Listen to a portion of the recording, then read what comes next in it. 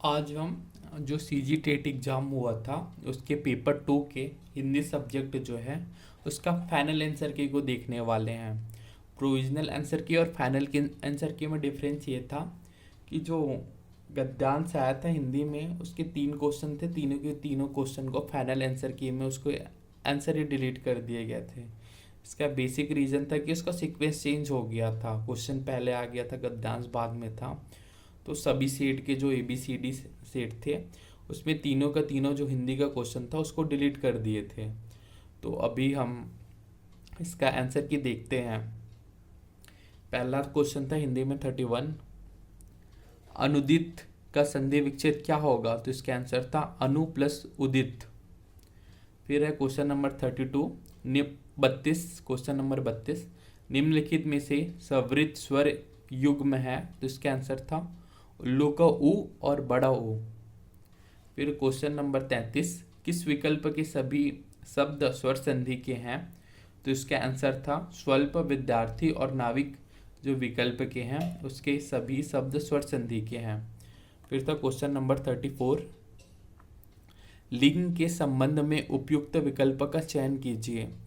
तो इसके संबंध में जो सही कथन था वह है, यह संज्ञा का वह रूप है जिसमें किसी वस्तु अथवा पदार्थ की पुरुष या स्त्री जाति का बोध होता है। पुरुष जाति की बोध वाला संज्ञा पुल्लिंग तथा स्त्री की जाति वाली संज्ञा स्त्रीलिंग कहलाती है। फिर थर्ड है, जड़ जाति हेतु संस्कृत व्याकरण में वाचक शब्द नपुंसक लिंग है। यह तीनों सही हैं। और ये जो चौथा था वो गलत है, अंग्रेजी, मराठी, संस्कृत की तरह हिंदी में भी 3 लिंग माने जाते हैं, यह गलत था, बाकी ये तीनों सही हैं। फिर क्वेश्चन नंबर 35 है, व्यंजनों को उच्चारण के विभिन्न अवयवों से सुमेलित कीजिए। तो कंठव्य जो है, कंठ्य जो है वह गस, उसका उच्चारण ग से होता है। तालव्य जो है उसका उच्चारण छ से होता है। दंत्य जो है उसका उच्चारण न से होता है। दंतोष्ट है, उसके उच्चारण के लिए हमें वा का जो उच्चारण करेंगे वो दंतोष्ट से होगा। फिर है क्वेश्चन नंबर 36, निम्न में से कौन सा शब्द घोड़ा का पर्यायवाची नहीं है? तो घोड़ा का जो पर्यायवाची है वो है तुरंग, बाजी, ये घोड़ा का पर्यायवाची है। और उसका जो पर्यायवाची नहीं है वह है शार्दुल। फिर क्वेश्चन नंबर 37 है, निम्नलिखित में से विलोम की दृष्टि से शुद्ध युग्म है? तो इसका शुद्ध युग्म था अल्पज्ञ प्लस बहुज्ञ। फिर क्वेश्चन नंबर 38, मिट्टी का तत्सम शब्द है? तो इसका तत्सम शब्द था मृत्तिका। फिर है क्वेश्चन नंबर 39, तत्पुरुष समास से निर्मित शब्दों वाले समूह का उचित विकल्प कौन सा है? तो इसका उचित विकल्प था मुंहतोड़, लुकुत्तर और गंगाजल। फिर क्वेश्चन नंबर 40 जो है, युद्ध की इच्छा रखने वाले के लिए एक शब्द है? तो यह था युत्सु। फिर क्वेश्चन नंबर 41 है, हिंदी में आगत विदेशी शब्दों को उनके मूल भाषा से सुमेलित कीजिए। तो इसमें जो पपीता जो है वो पुर्तगाली शब्द था, रिक्शा जो है वो जापानी शब्द है, चाकू जो है वो फारसी शब्द, चाकू जो है वो तुर्की शब्द है, और अंगूर जो है वो फारसी शब्द है। कुशाग्र विद्यार्थी से प्रश्न पूछो, वाक्य में विश्लेषण बताइए। तो इसमें जो कुशाग्र है वही विश्लेषण है। फिर है क्वेश्चन नंबर 43, गरिमा महिमा से अच्छा गाती है, वाक्य में कौन सा कारक है? तो इसमें अपादान कारक है।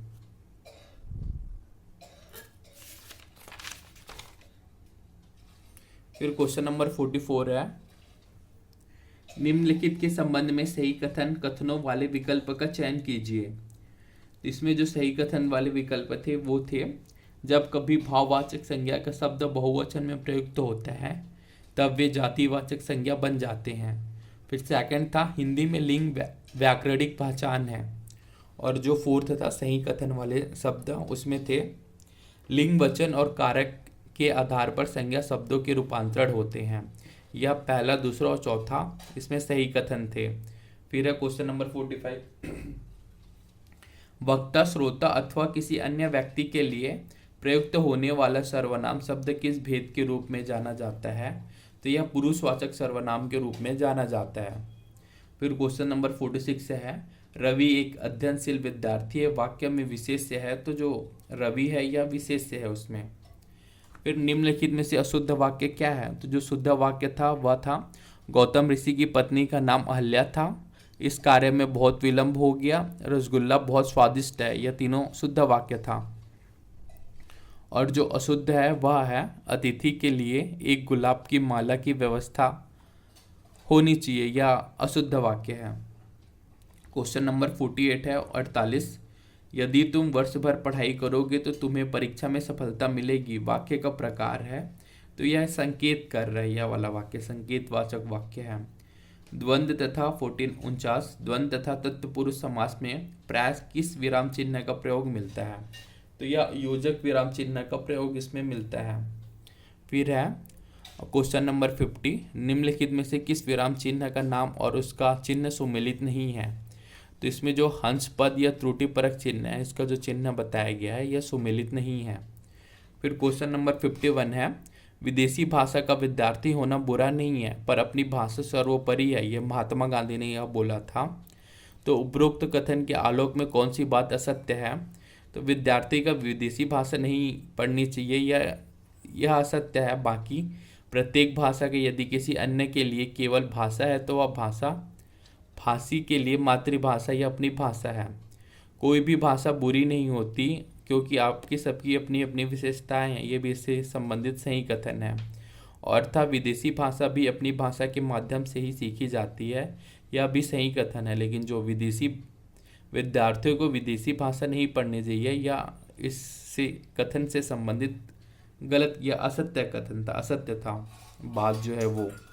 फिर क्वेश्चन नंबर 52 है, का बरखा जब कृषि सुखाने लोकोक्ति का सही अर्थ है? तो इसका अर्थ था काम बिगड़ने पर सहायता व्यर्थ होती है। फिर है क्वेश्चन नंबर 53, इस लोकोक्ति का भावार्थ सुमेलित नहीं है। तो इसमें जो सुमेलित था वह है, ना रहेगा बांस ना बजेगी बांसुरी, समस्या को जड़ से मिटाना, नेकी कर दरिया में डाल, भलाई करके भूल जाना, हथेली पर सरसों नहीं उगती। इसके आंसर था समय आने पर काम होता है, जल्दबाजी में नहीं। और जो सुमेलित नहीं है वह है, होनहार बिरवान की होद चिकते पात स्वस्थ पौधों के पत्ते चिकने होते हैं, यह गलत है।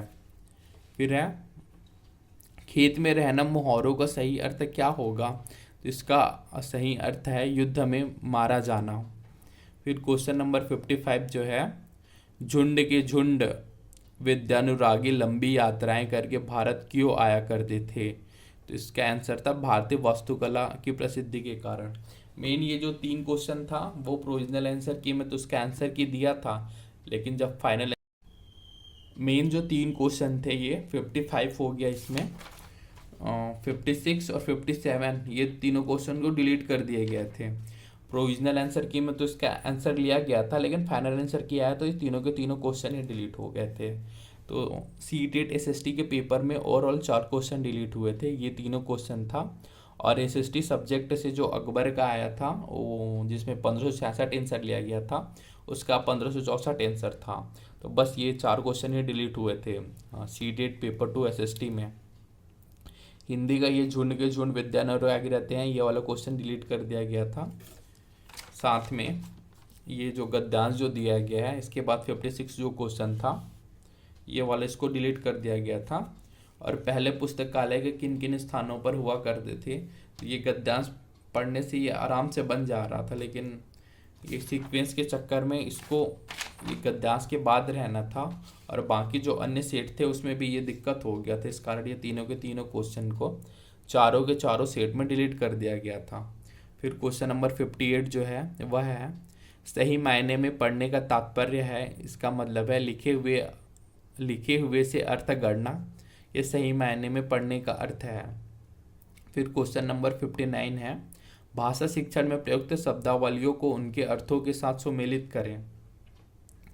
तो जो था स्क्रबलिंग का मीनिंग था लिखकर कुछ व्यक्त करने के लिए घसीटा लेखन, ये स्क्रबलिंग का मीनिंग है। फिर है ध्वनि जागरूकता, इसका मतलब था ध्वनि की छोटी इकाइयों के रूप में पहचानना। फिर है डिकोडिंग, डिकोडिंग का अर्थ है ध्वनि तथा प्रतीकों के बीच सहसंबंध। फिर है क्वेश्चन नंबर 4, प्रिंट करना जो है वो शब्दों को चित्रों के रूप में पढ़ना। पठन अभिनय, यह प्रिंट चेतना है। प्रिंट चेतना जो है उसका मतलब है शब्दों को चित्रों के रूप में पढ़ना, पठन अभिनय। फिर है क्वेश्चन नंबर 60 जो है, नीचे दिए गए कथनों में से असत्य कथन को लिखिए। तो इसमें जो सत्य कथन है वह है छोटे बच्चे जटिल अवधारणाओं को अच्छे तरीके से अपनी घर की भाषा में सीखते हैं, यह कथन सत्य है। और बाकी जो असत्य कथन था वह था 0 से 8 वर्ष की उम्र में बच्चे भाषा बहुत धीमी गति से सीखते हैं, यह असत्य है। और क्वेश्चन नंबर 3 जो है, छोटे बच्चों के साथ पठन एवं लेखन की शुरुआत स्कूल की मानक भाषा में होनी चाहिए, यह असत्य है, पहला और तीसरा। बाकी जो दूसरा है वो सत्य है। ठीक है, थैंक यू।